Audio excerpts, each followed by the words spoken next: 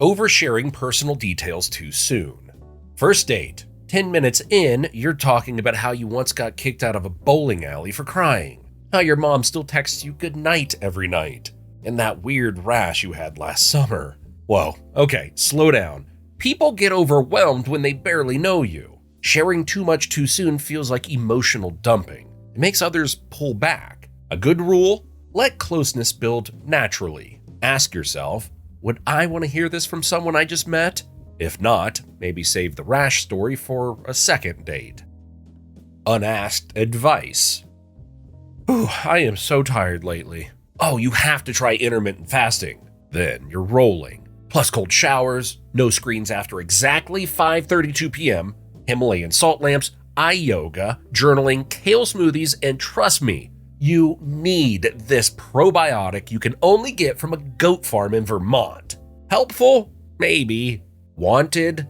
Absolutely not. Unasked advice feels like you're saying, I know better than you. Most people just want to vent, not get hit with a full lifestyle makeover. A better move? Just say, I feel you. Want advice or just need a vent? You'll be shocked how much more people appreciate you. Not noticing cues to stop or slow down. You've been telling a story for, 10 minutes. People are glancing at their watches, poking at invisible specks on the table, giving polite noises. And you? Still charging ahead. Wait, hold on, let me back up. You need the full context. So back in 3rd grade, no, they really don't. Reading the room, noticing when people are glazing over, is a rare and magical social skill. Wrap it up. Laugh at yourself or say, okay, I'll shut up now before someone fakes a phone call. Overcomplicating simple things. Where should we eat? Okay, let me pull up Google Maps, check reviews, compare wait times, calculate parking distance, look up the chef's LinkedIn, cross-check the menu with my fitness app, and make sure the chairs aren't those wobbly ones. Suddenly, it's not lunch. It's a NASA mission to Mars. Overcomplicating simple plans makes people want to bang their heads on the table. Most people just want to go somewhere and eat. Sometimes the winning move is, pizza sounds good. Being overly agreeable. Yeah, totally. Yeah, I agree. Yep, you're right. It's nice to be agreeable, but when you're always nodding along, people start doubting if you're even being honest. Imagine someone saying, I love pineapple on pizza. And you go, yeah, me too. And then 5 minutes later they say, actually, I hate it. And you switch. Oh yeah, same, totally. It feels fake. And honestly, it's so annoying. I personally hate this.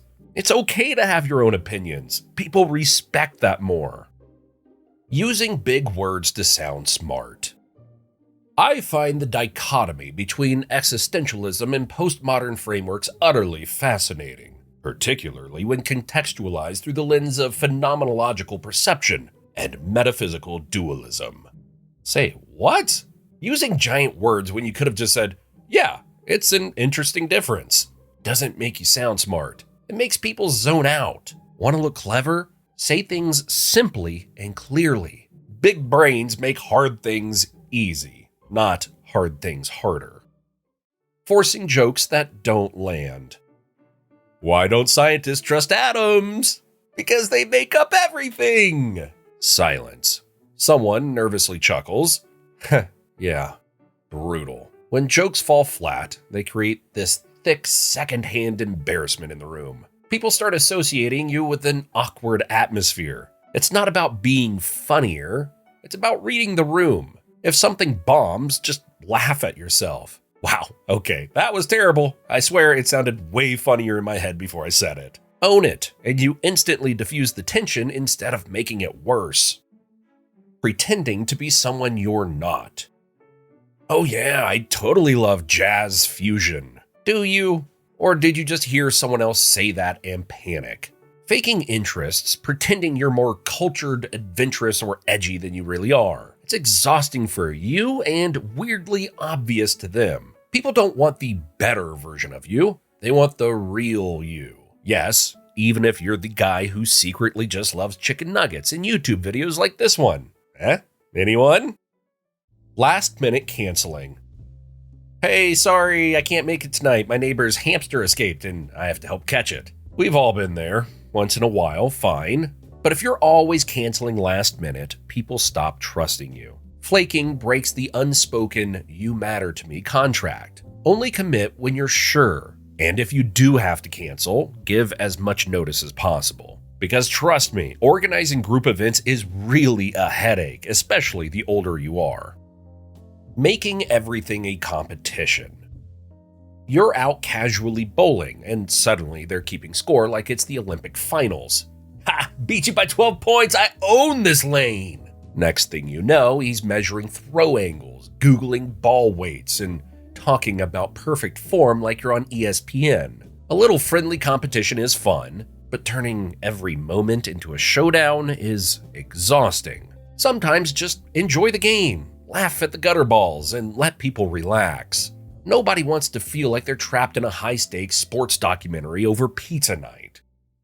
Laughing too loud or too often. Everyone loves a good laugh, but when you're the one cracking up loudly at everything, it starts to feel forced. Imagine someone at a party. Ha ha ha! At every joke. People start thinking, is he okay, or is he just trying to get attention? You don't need to dial down your fun. Just match the room's energy. People notice when your reactions feel natural, or when they feel performative. Correcting small mistakes.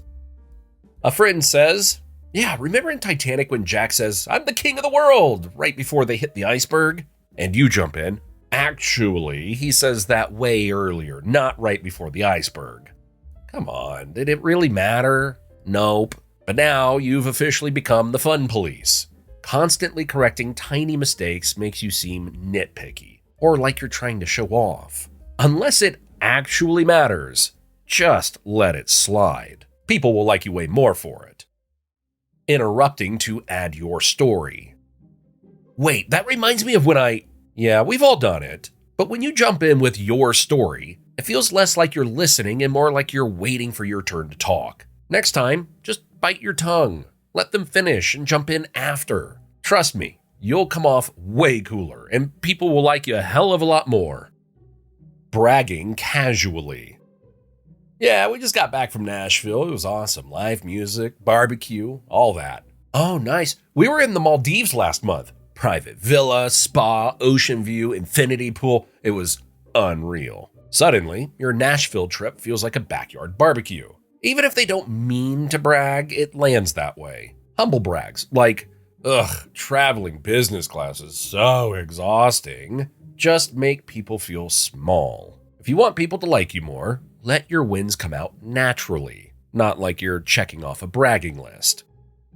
Making everything about your opinions. I love Thai food. I hate Thai food. It's so overrated. I'm excited for summer. Honestly, I prefer fall. Congrats, you just turned a fun chat into a one-man review show. Not every opinion needs to be announced like a headline. Silence is really underrated. Name dropping to impress. Oh yeah, I actually know a guy at Google. It's meant to impress, but it usually backfires. People hear name dropping as insecurity, not coolness.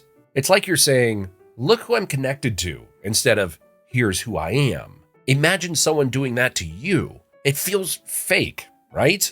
If you do know someone impressive, let it come out casually when it's actually relevant, not as a flex. One-upping someone's story. I finally ran a 5K. Oh, I did a half marathon last year. Yeah, don't be that guy. One-upping turns every conversation into a low-key competition. Instead of making people feel proud, it makes them feel defeated. Next time someone shares a win, just say, wow, that's awesome. Celebrate them instead of topping them. Trust me, they'll like you way more for it. Talking too much without asking questions. You're halfway through telling your colleague about your weekend, the shows you watched, the food you ate, the gym you hit. And then it hits you. You never once asked her about her weekend. Oof. People don't hate storytellers, but they do get tired of monologues. Conversations are like tennis. The ball needs to go back and forth. Next time, toss it over. Enough about me. How was your week? You'll instantly come off as more balanced. Acting fake polite. You know the moment. Your coworker's showing you 20 photos of their cat wearing little hats, and you're forced to smile. Ah, so cute. While silently begging for escape. Or you're at a family dinner nodding along. Oh yeah, Uncle Jeff, that story about your lawnmower is fascinating. Even though you're zoning out so hard you barely hear him. People can sense when you're faking it, and it makes things weird. Honestly, it's way better to be playfully honest. Wow, that's a lot of cat photos. All right, gotta go. Sorry. Playing the victim too often. Ugh, rough day at work. Oh, you think you had a rough day? Wait till you hear how bad mine was. And just like that, you're instantly hated. Playing the victim every time makes people feel like they're carrying your emotional baggage. It's annoying and a common reason for people to start completely avoiding talking to you. Pretending you know everything. You say, ugh, my car's making this weird noise. And the other person jumps in. Oh, that's definitely the alternator, or maybe the timing belt. I know cars. Trust me. Meanwhile, you didn't even finish the sentence. No, it was because of that weird radio station I tuned into. Acting like you know everything doesn't make you look smart. It just makes people want to stop talking to you. Instead, try saying, oh no, what's it doing? Did you figure it out yet? Maybe I can help. Even if you do know a lot, letting people share makes you seem confident and less exhausting to be around. Avoiding eye contact too much. You're chatting, and the guy keeps staring at the floor, the ceiling, his drink, anywhere but you. After a while, you start thinking, is he bored? Is he hiding something? Too little eye contact makes people feel you're distracted or dishonest, even if you're just shy. Simple fix? Look at their face when they're talking. You don't have to stare into their soul, just show you're there, unlike them. Though, yeah, the tricky part is catching the moment when they actually do talk. Holding eye contact too long. Now, flip it. Ever had someone stare at you way too intensely? Like they're trying to burn a hole through your forehead? It stops feeling friendly and starts feeling creepy fast. People need little breaks. A glance away, a blink, a pause to stay relaxed. So yeah, keep eye contact when they're talking, but don't lock in like you're running an interrogation. You're just having a normal conversation. Or giving backhanded compliments. Wow, you're really smart. Thanks? Backhanded compliments leave people wondering if you just insulted them. Other classics. You look great for your age. Or, wow, I'm surprised that actually looks good on you. Even if you mean it well, it lands wrong. Want to be liked? Keep your compliments clean. You're smart. You look great. That's impressive. No hidden meanings, no weird surprises. Constantly apologizing for small things. Oh, sorry for interrupting. Sorry, I talk too much. Sorry for even breathing the same air as you. Sorry for existing. Chill. Over-apologizing makes people uncomfortable. It feels like they have to constantly reassure you. And worse, it lowers how confident you seem. Instead of stacking up sorries, just say, thanks for your patience. Or, honestly, say nothing. You don't need to apologize for every breath you take, every move you make, even if they are watching you. Being the devil's advocate. I mean, yeah, cheating's bad, but what if we think about how hard it must have been for her to juggle two relationships? Playing devil's advocate every once in a while can be interesting. Doing it all the time? Exhausting. People want to feel heard, not constantly challenged. Imagine venting to a friend and they go, well, maybe your boss had a point firing you for that. Come on, read the room. Sometimes just nod and say, yeah, that sucks.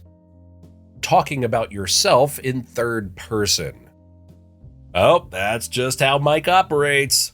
Wait, are you Mike? Talking about yourself in third person makes you sound either weirdly arrogant or like you've been watching too many documentaries about yourself. It creates this odd distance, and people don't know whether to laugh or slowly back away. Want to come off as more relatable? Just say, I. Seriously, nobody wants to grab a beer with someone who refers to themselves like their own PR manager.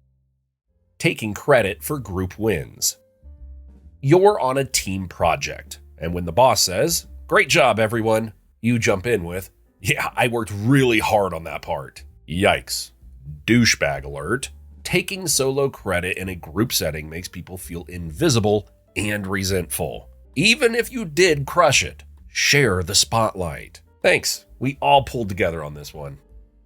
Name calling or labeling people. Wow, you're such a nerd. You're totally the mom of the group. You're definitely the lazy one here. Man, you're so extra. Even if you mean it as a joke, labeling people can sting. It puts them in a box they might not like, and over time, it makes them feel small or annoyed. Want to joke around without pushing people away? Tease situations, not identities. Ha! Classic move. Is way safer than slapping on a personal label.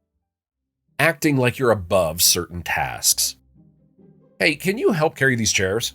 I don't really do lifting.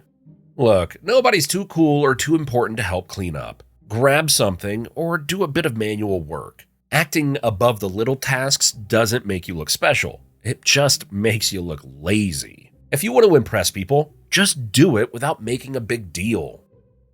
Talking badly about others behind their backs. I mean, I like Sarah, but don't you think she's kind of fake? Careful. The moment you start trashing people who aren't in the room, everyone else starts wondering what you'll say when they're gone. Rather, skip the drama and keep it classy. That's the kind of reputation people actually remember. Passive-aggressive hints. Oh, I guess some people don't mind showing up late. Boom. Tension. Passive-aggressive comments are confusing and make people feel uncomfortable, like they're stuck guessing what you really mean. If something's bothering you, be upfront. Hey, I felt a little annoyed you were late today. Just wanted to let you know. Clear beats sneaky every time. Otherwise, people just walk away thinking, ugh, what was that even about? To learn the cheat codes that make people instantly like you, check out the video now on your screen. Thanks for watching.